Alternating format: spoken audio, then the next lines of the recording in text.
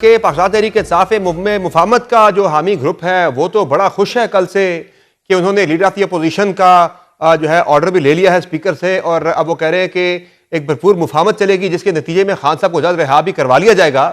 تو آپ کو کیوں اتنی زیادہ امید نہیں ہے اس مفاہمت کے بارے سے یا مفاہمتی گروپ کو لے کر؟ نہیں، کوئی ایسا مفاہمتی گروپ اور مزاحمتی گروپ یہ غلط تفریق ہے، ایسی بات نہیں ہے۔ دیکھیں، خان صاحب کا حکم ہے اسٹریٹ موومنٹ کا، اور اسٹریٹ موومنٹ کیا ہے؟ ایک بنیادی حق ہے ہر انسان کا۔ ہمارا آئین آرٹیکل 15 کہتا ہے رائٹ آف موومنٹ۔ ہم ابھی کراچی گئے، آپ نے دیکھا 4 دن وہاں ہم سڑکوں پہ تھے، عوام سے ہم نے مکالمہ کیا، کیا کوئی جرم سرزد ہوا؟ ایک پتہ نہیں ٹوٹا، ایک گملہ نہیں ٹوٹا، سوائے اس رات کے جب ہم پہ فسطائیت ڈھائی گئی، لاٹھی چارج ہوا، باغ جناح میں سٹیج نہیں لگانے دیا گیا، ساؤنڈ سسٹم نہیں لگانے دیا گیا، گاڑیاں توڑی گئیں۔ اس کے علاوہ آپ دیکھیں کہ کچھ بھی ہماری جانب سے ایسا نہیں ہوا جس کو آپ کہیں کہ یہ کوئی ہلڑ بازی تھی۔ تو ہم بالکل مکالمہ کریں گے پاکستان کی عوام سے، پاکستان کے طول و عرض میں ہم چلیں گے، ہم بات کریں گے، ہم آواز بلند کریں گے۔ تو یہ ایک مکالمہ ہے جو ضروری ہے۔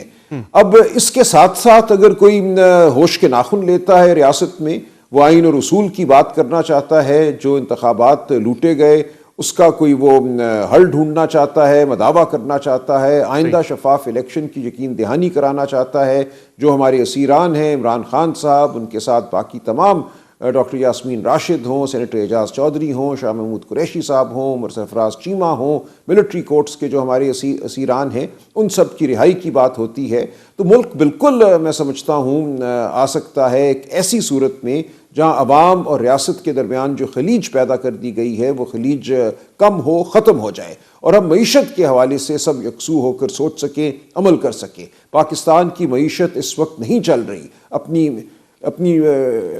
گھٹنوں پر ہے وہ، بلکہ گھٹنوں سے بھی میں کہوں گا یہ سب کچھ تو تب ہو سکے گا کہ جب آپ بیٹھیں گے آپس میں، مذاکرات شروع ہوں گے، تب جا کے چیزیں جو ہے اس میں نہیں، پہلے حکومت یہ سب اقدامات اٹھائے، اس کے بعد تو پھر مذاکرات کا ہونے کیا فائدہ ہے؟ نہیں، یہ بالکل مذاق ہے۔ جس طرح کے مذاکرات کی بات ہوئی دسمبر 2024 میں، جنوری 2025 میں آئیں، بسکٹ کھائیں، چائے پئیں، ہم پوچھ کے بتائیں گے، ہم آپ کی ملاقات کرا سکتے ہیں کہ نہیں کرا سکتے، ہم کوئی تحقیقاتی کمیشن بنا سکتے ہیں کہ نہیں بنا سکتے، پھر ہمیں نہیں ملی اجازت، ہم مجبور ہیں، ہم کیا کریں؟ اس طرح کے مذاکرات ہم نہیں کریں گے۔ ایک ایسی صورتحال پیدا ہونی چاہیے جہاں ہمیں نظر آئے کہ خلوص نیت ہے۔ صرف یہ نہیں ہے کہ جب ہم بات کریں عوام سے مکالمے کی تو یہ کیا آؤ ہمارے پاس آؤ، بیٹھو، چائے پیو، بسکٹ کھاؤ، تاکہ کیا یہ جو لیڈر آف دی اپوزیشن کا تقرر حکومت نے کیا ہے، آپ سمجھتے ہیں کہ یہ اسی ایک کوشش کا حصہ ہے، یا آپ اسے ایک سی بی ایم سمجھتے ہیں کہ یہ سی بی ایم تھا، پہلا قدم تھا آگے معاملات کو بہتر کرنے کے لیے، یا آپ کہہ رہے ہیں کہ یہ 8 فروری کے احتجاج کے پریشر کی وجہ سے یہ ہوا ہے سارا کچھ؟ مجھے نہیں پتا، لیکن یہ کوئی مہربانی نہیں ہے، یہ ایک آئینی فریضہ ہے۔ آئین اس چیز کا تقاضا کرتا ہے کہ leader of the opposition who, leader of the opposition کے بغیر پارلیمان نامکمل ہے۔ یہ کرنا ہی تھا، بیوقوفی تھی جو اس چیز میں تاخیر کی گئی، 5 مہینے سے وہ ایسا نہیں کر رہے تھے، غلط کر رہے تھے، آئین سے انحراف تھا۔ ان کو مقرر دیکھیں، ان کے مقرر ہونے سے کوئی فرق نہیں پڑتا، وہ پہلے بھی ہمارے لیڈر تھے، وہ آج بھی لیڈر ہے، عمران خان صاحب کا حکم آ چکا تھا۔ یہ ایک آئین کی ضرورت ہے، یہ نظام کی اپنی ضرورت ہے کہ آپ کی پارٹی کے 10 لوگوں نے جا کے اسپیکر آفس میں لائن میں لگ کے اسپیکر سے وہ آرڈر وصول کیا، وہ اتنے کل خوش تھے بڑا کہ ہم نے بہت بڑی اچیومنٹ جو اچھی بات ہے، وہ کرنا ہی تھا، لیکن اس میں کوئی اس سے بڑا فرق نہیں پڑتا، کسی بھی چیز کو فرق نہیں پڑتا۔ یہ ان کی اپنی ضرورت تھی، نظام کی ضرورت تھی۔ ہمارے تو لیڈر تھے، ہم تو بدستور میٹنگز کر رہے تھے جن کی سربراہی وہ کر رہے تھے، تو اس لیے اس نظام کو ضرورت تھی کہ لیڈر آف دی اپوزیشن موجود ہو ایوان میں۔ تحریک انصاف میں ایک جو ہے ایک دھڑے کو یا گروپ کو، یا آپ کہہ سکتے ہیں کہ ایک اکثریت ہے کہ جس کو یہ لگتا ہے کہ خان صاحب کو مذاکرات کر کے، بات چیت کر کے رہا کروایا جا سکتا ہے، باقی سیاسی مسائل جو ہیں وہ مذاکرات یا بات چیت کے ذریعے حل ہو سکتے ہیں۔ آپ کو ایسا کیوں نہیں لگتا؟ آپ کو کیا لگتا ہے کہ مذاکرات میں کیوں یہ کامیابی نہیں ملے گی؟ نہیں، بالکل، میں آپ مذاکرات کے حوالے سے بڑے کریٹیکل رہے ہیں۔ تو گفتگو ہی ہوگی، میں کوئی اس بات کا ہرگز مخالف نہیں ہوں، میں صرف یہ کہہ رہا ہوں کہ اس وقت وہ صورتحال مجھے نظر نہیں آ رہی، مجھے خلوص نظر نہیں آ رہا۔ جب بھی ہم بات کرتے ہیں عوام کی جانب جانے کی تو یہ بات شروع ہو جاتی ہے، مذاکرات کرو، چائے پیو، بسکٹ کھاؤ، سب اچھا ہو جائے گا، مٹی پاؤ، الیکشن کو بھول جاؤ، فارم 47 کی بات نہ کرو، عدلیہ کی بات نہ کرو، آگے بڑھو، چلو۔ تو یہ سب باتیں وہ ہیں جن کا مقصد صرف یہ ہے کہ جو ظلم ہو چکا، جو جبر ہو چکا، اس کے بارے میں بات نہ کی جائے۔ ہم بات کریں گے، جب ہمیں خلوص نظر آئے گا تو یہ گفتگو آگے بڑھے گی، اور بالآخر میں سمجھتا ہوں اس ملک کی فلاح اسی میں ہے کہ ہم بامانی گفتگو کریں، پاکستان میں آئین بحال ہو، عدلیہ آزاد ہو، اور یہ ہوگا انشاءاللہ۔ لیکن رانا ثناء اللہ صاحب تو یہ بڑے کانفیڈنٹ تھے، حکومت بڑی کانفیڈنٹ ہے۔ آپ 8 فروری کی بات کر رہے ہیں کہ گورنمنٹ پہ کوئی پریشر ہے، حکومت تو بڑی کانفیڈنٹ ہے، کہہ رہے کہ کر لیں، یہ بھی کر لیں، آپ نے پہلے بھی بہت ساری کالز دی ہیں، یہ بھی آپ کر لیں۔ تو اس کے بعد پھر وہ کہہ رہے کہ تحریک انصاف اپنا یہ شوق پورا کر کے پھر آ جائیں، ان سے بات چیت کریں۔ وہ کہہ رہے پھر آپ اسٹینڈنگ کمیٹیز کے اندر بھی پھر آپ آ جائیں، اپنا وہاں بھی رول پلے کریں۔ وہ تو اتنے زیادہ کانفیڈنٹ ہے کہ کچھ بھی نہیں ہونا 8 فروری کو۔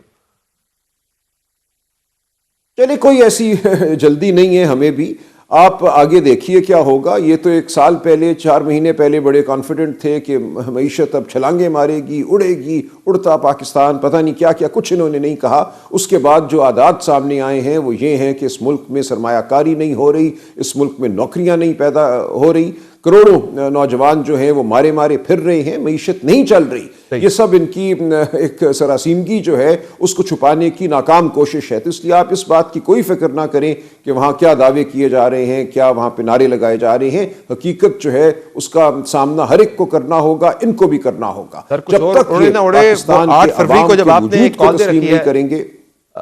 کچھ اور اڑے نہ اڑے، جو 8 فروری کو آپ نے احتجاج کی کال دے رکھی ہے، اس دن پنجاب میں پتنگیں اڑانے کا انہوں نے ایک پلان بنا رکھا ہے۔ وہ کہہ رہے ہیں کہ ہم بسنت منائیں گے، بڑے بھرپور طریقے سے لوگ نکلیں گے، لیکن وہ بسنت کے لیے نکلیں گے، تحریک انصاف کے کریں۔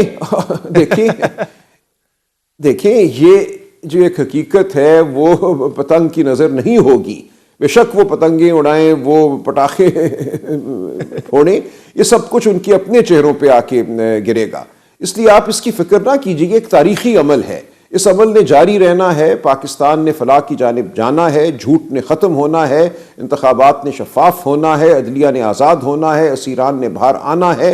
عمران خان اس قوم کے لیڈر ہیں، ان کو یہ بند نہیں رکھ سکیں گے۔ یہ سب کچھ آپ لکھ لیجئے اور آگے آپ کو یہ ہوتا نظر آئے گا۔ یہ 2026 کی بات کر رہے ہیں رائے صاحب، یہ 2026 کی بات کریں کہ اسی سال یہ سب کچھ ہو جائے گا جس کی آپ بات کر رہے ہیں؟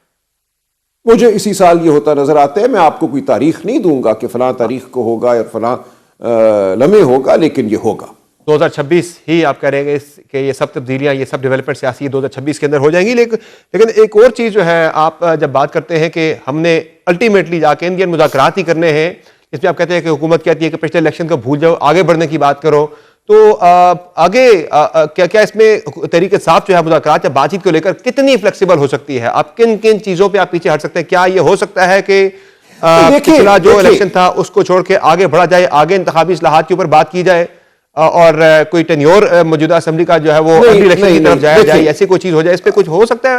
فلیکسیبلٹی تحریک انصاف کی طرف سے آ سکتی ہے؟ دیکھیں انتخابات تو ہونے ہیں، کرانے پڑیں گے، لیکن اس میں کوئی ایسی اصطلاحات نہیں ہیں جو آئندہ انتخابات کو شفاف یقینی طور پہ بنا سکیں۔ اگر انتخابات کے ساتھ وہی کچھ کیا گیا جو پچھلی بار کیا گیا تھا تو پھر انتخابات شفاف نہیں ہوں گے۔ کاغذ پہ آپ کچھ بھی لکھتے ہیں، لیکن اس دن اگر آپ قانون کو بالائے طاق رکھیں گے، قانون کی پرواہ نہیں کریں گے، اس دن اگر آپ آ کر زور کی بنیاد پر نتیجوں کو تبدیل کریں گے تو دنیا کا کوئی قانون نہیں ہے جو اس کو روک سکے۔ اس دن اگر آپ